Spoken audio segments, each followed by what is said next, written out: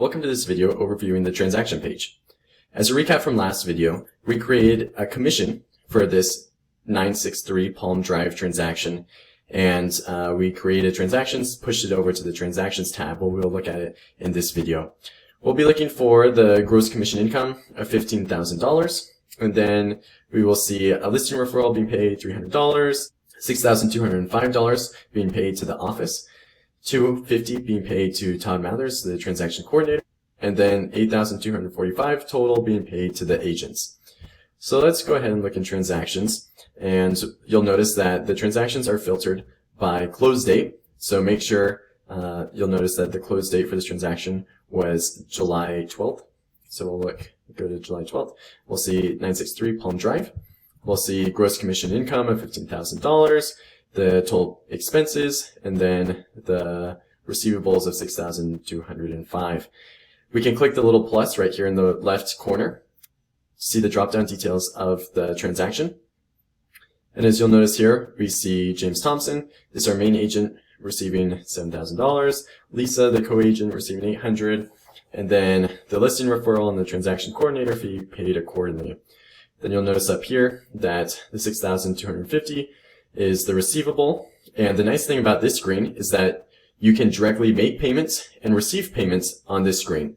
You'll notice that if you go to invoices, that creating a transaction automatically creates the invoices and expenses.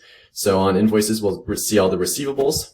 We see First American Title giving the brokerage $14,000, and then the remaining $1,000 from Jeremy Martin, the buyer, for the earnest money deposit. If we return back to the transaction screen, we'll be able to either pay our agents by making a payment. Here we have our agent, James Thompson, and all of the outstanding payables to him. These come from other transactions that haven't been paid yet. If we want to pay him just for the transaction that we're working on right now, this is the line item right here for $7,415. We can click pay and then save this. Also, we'll want to make sure that we select the correct payment type. Right now it's set to cash, but if we want to do a check or an e-check through Account Fusion, then we can do that. We'll do a check for this one. Click save. Now we can see it takes us to vendor payments, which can also be accessed by accounts payable payments to see who has been paid recently. And we can go and click the print payment button to be able to print out the payment and record that. We can also do the same thing for the receivable. We can receive the payment. So we have our customer here. We can get invoices. We'll see all the invoices from First American Title that we can receive.